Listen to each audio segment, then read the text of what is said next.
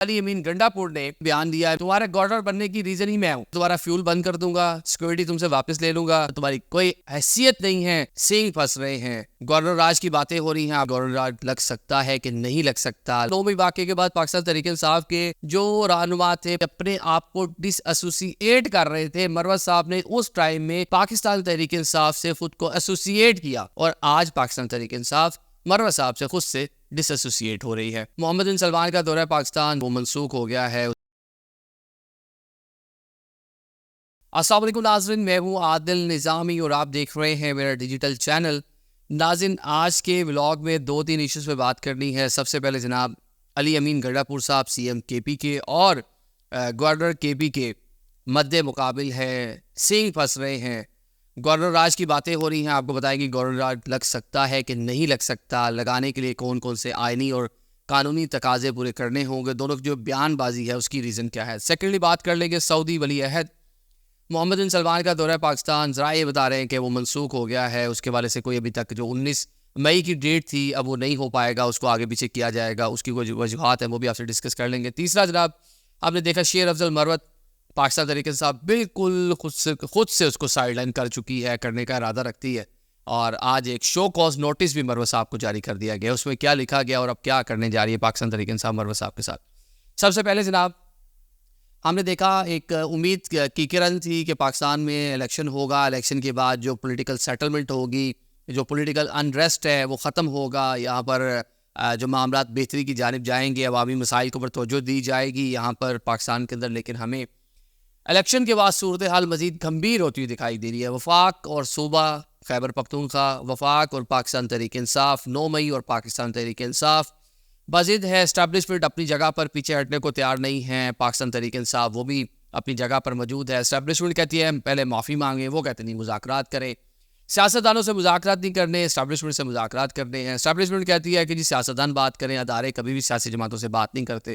اب ہر کوئی اپنے موقف پر ڈٹ کے کھڑا ہوا ہے، کوئی پیچھے ہٹنے کو تیار نہیں ہے، جس کی وجہ سے ہم دیکھ رہے ہیں کہ جو سیاسی عدم استحکام ہے پاکستان میں وہ بڑھتا جا رہا ہے۔ اب جناب ہم نے دیکھا کہ علی امین گنڈاپور سی ایم بن گئے، پاکستان تحریک انصاف نے ایک ہارڈ کور اپنا جو ایک بندہ تھا جو بڑا سخت گیر موقف رکھتا تھا، اسے سی ایم کے پی کے لیے نامینیٹ کر دیا علی امین گنڈاپور صاحب کو۔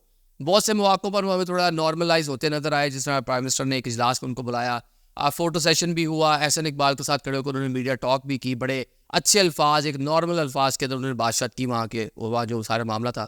لیکن بعد میں بدر اللہ خان صاحب نے ان کی سرزنش کر دی کہ آپ نے تصاویر کیوں بنائی، آپ چلے گئے تھے صوبے کا حق مانگنے گئے تھے، تصویر نہ بناتے، یہ نہ کرتے، وہ نہ کرتے، چلے وہ سارا معاملہ اپنی جگہ۔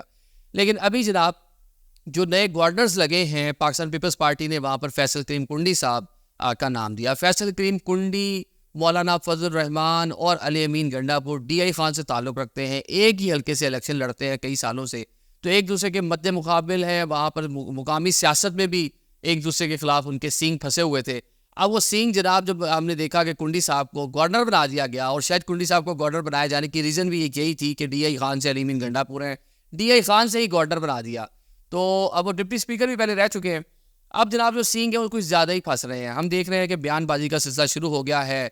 گورنر کا تقریب حلف برداری تھی، وہاں وزیر اعلیٰ نہیں گیا۔ پنجاب میں ہم نے دیکھا کہ کل جو گورنر صاحب نے پرسوں حلف لیا ہے اس پہ مریم نواز بیٹھی ہوئی تھی، اسی طرح باقی صوبوں میں معاملات ہوتے ہیں، لیکن یہاں پر جناب وزیر اعلیٰ صاحب نہیں گئے، لیکن جو کنڈی صاحب انہوں نے بڑا اچھا تاثر بھی دے دیا کہ جی ذرا آپ ہم مل کے چلیں گے اور صوبے کے معاملات اور فلاں فلاں فلاں فلاں۔ لیکن آج ہم نے دیکھا جی علی امین گنڈاپور نے ڈی آئی خان میں جا کے بیان دیا ہے، میڈیا ٹاک کی اور کہا ہے جناب ویسٹ کوٹ پہنو، hello hi bye bye tata کرو، اتنی ہی تمہاری اوقات ہے، تم ایک لیٹر باکس ہو، اس سے زیادہ تمہاری کوئی حیثیت نہیں ہے، میں ایک الیکٹڈ نمائندہ ہوں، خان صاحب نے مجھے نامینیٹ کیا ہے، میری نامینیشن تمہاری نامینیشن کی وجہ بنی ہے۔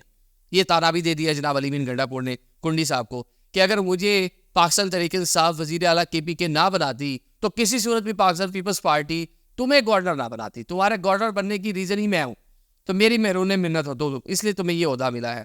اب جناب گورنر راج کی باتیں ہو رہی ہیں کافی دنوں سے، اب گورنر راج پہ بھی ہم آتے ہیں کہ وہ لگانا کتنا آسان ہے کتنا نہیں ہے، لیکن ذرا ادھر بات کر لیں کہ علی امین گنڈاپور کہہ رہے ہیں کہ تمہارا فیول بند کر دوں گا، سیکورٹی تم سے واپس لے لوں گا، یہ تو تم مزے کر رہے ہو سب ختم ہو جائیں گے، تمہارا ایک آئینی سا چھوٹا سا لیٹر باکس والا رول ہے وفاق اور اس پورے معاملے کے اندر، وفاق کا ریاست کا تم نمائندہ ہو، سیاسی تمہارے معاملے میں کسی میں دخل نہیں دینا، دو گے تو تمہارا اچھا نہیں ہوگا. دھمکیاں ہیں سیدھی دھمکیاں.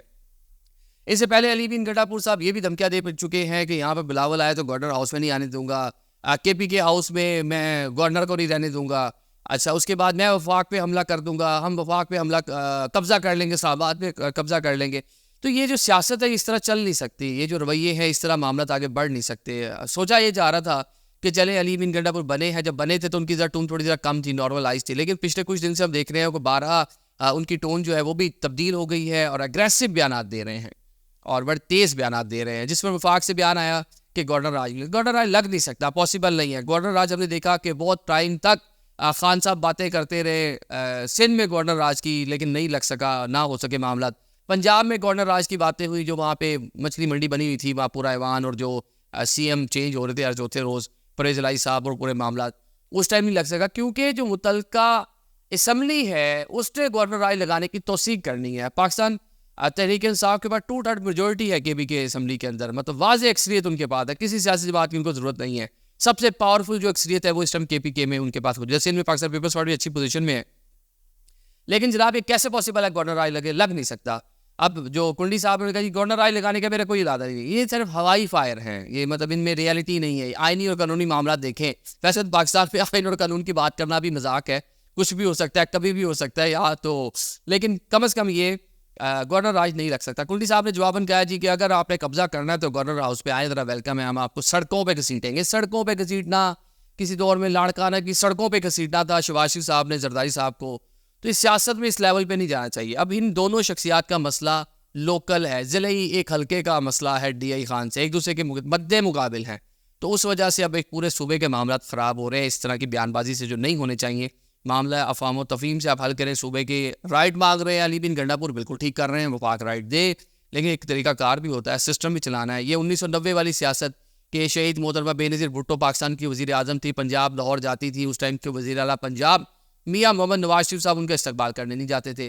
خان صاحب پرائم منسٹر تھے، کراچی جاتے تھے، وہاں پہ مراد علی شاہ استقبال کرنے نہیں آتے تھے.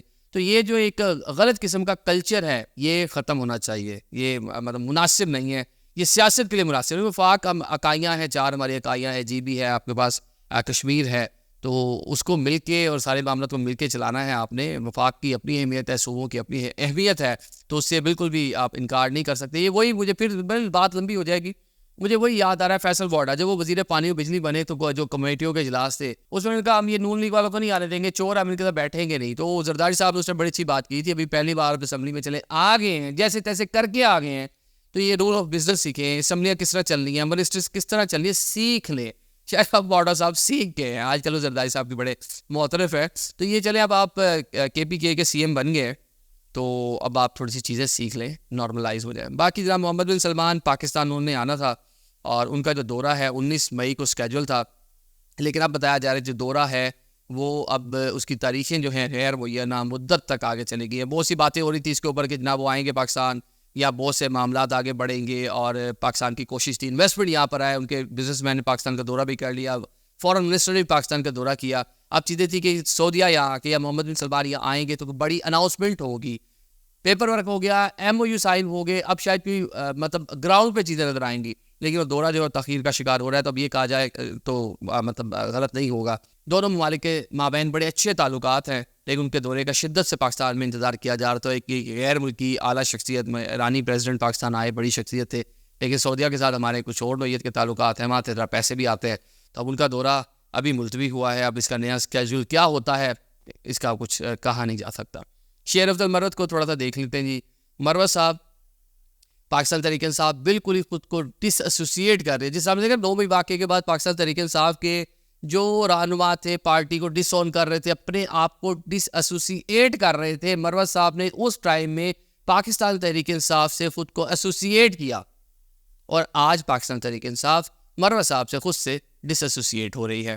اس کی ریزن مروت صاحب کے سعودیہ کے بارے میں بیانات ہیں، اس کی ریزن مروت صاحب کے پارٹی لیڈرشپ کے بارے میں بیانات ہیں، اور اس کی ریزن کہ پاکستان تحریک انصاف کا ایک پرانا مائنڈ سیٹ ہے. جب آپ نے کسی کو استعمال کر لیا اس ٹائم اس کی اس طرح کی ضرورت تھی، استعمال ہو گیا، اس کے بعد اس کی ضرورت ختم ہو گئی، آپ برڈن کبھی بھی نہیں بنائے گا، اس کو سائڈ لے جاتے. بہت سے لوگ ہم نے دیکھے ہیں جو پاکستان تحریک انصاف کے ساتھ آئے جسٹس وجی الدین آئے پاکستان تحریک انصاف میں، حامد خان آئے اور اس طرح کے بڑے نام آئے. بڑی ضرورت تھی اس ٹائم پاکستان تحریک انصاف نے بڑا ویلکم کیا ان کو. لیکن جیسے ہی کہہ لیں کہ معاملات کچھ بہتر ہوئے، فیم ملا، تو اس طرح کے جو لوگ تھے، ایون عمر سرفراز سیما کے ہم اکثر بات کرتے ہیں، ایگزامپل دیتے ہیں ان کی. جیسے ہی معاملات آگے بڑھے، پارٹی پاپولر ہوئی، تو ان لوگوں کو ٹیشو پیپر کی طرح اٹھا کے سائڈ پہ پھینک دیا گیا. اب مروت نے برے ٹائم میں ان کے بیانات بالکل بھی بڑھ گیا، چڑھ گیا، میں اس کا بالکل بھی معترف نہیں ہوں، میں اس کو تنقید کرتا ہوں، لیکن چلے اچھے برے ٹائم میں وہ کھڑے رہے اور پارٹی کے لیے انہوں نے ایک ورک کیا. اب پارٹی کا جب ان کو پے بیک کرنے کا ٹائم آیا، تو جو 9 مئی کے بعد سے لوگ غائب تھے، جو پارٹی سے سائڈ لائن ہو چکے تھے یا چھپ کے بیٹھے ہوئے تھے، وہ باہر آئے ہیں اور انہوں نے آ کے جناب ساری چیزیں اپنے ہاتھ میں لینی ہے. اس میں عمر ایوب ہو، ان میں شبلی فراز ہو. شبلی فراز خصوصاً بڑے ٹائم سے ہی اسٹری سینیٹر، بٹ وہ اس ٹائم بالکل ہی غائب تھے، مطلب کہیں نظر نہیں آئے ہمیں. تو یہ اب دیکھیں مروت صاحب کو آج انہوں نے شو کا نوٹس دیا، 3 دن کا ٹائم دیا کہ جی آپ کے جو بیانات ہیں وہ پارٹی کو، پارٹی پالیسی کو ہارم کر رہے ہیں، پارٹی لیڈرشپ کے بارے میں جو آپ بیانات کہہ رہے ہیں، اور بانی پی ٹی آئی کے ہدایات کے باوجود اب باز نہیں آ رہے. تو 3 دن کا آپ کو ٹائم ہے، جواب نہیں دیں گے تو جو ڈسپلنری ایکشن ہوگا پارٹی کی جانب سے وہ آپ کے خلاف لیا جائے گا. اب دیکھتے ہیں جی مروت صاحب بڑے جارے مزاج ہیں، وہ ابو عمر ایوب سے تو ویسے ہی کہتے تھے ان سے تو میں نے خود کو سائڈ پہ کر لیا، اب یہ پارٹی چلائیں کس طرح چلاتے ہیں. تو اب دیکھتے ہیں کہ عمر ایوب کا جو وہ شو کوز ہے اس کا وہ کیا جواب دیتے ہیں. Thank you so much.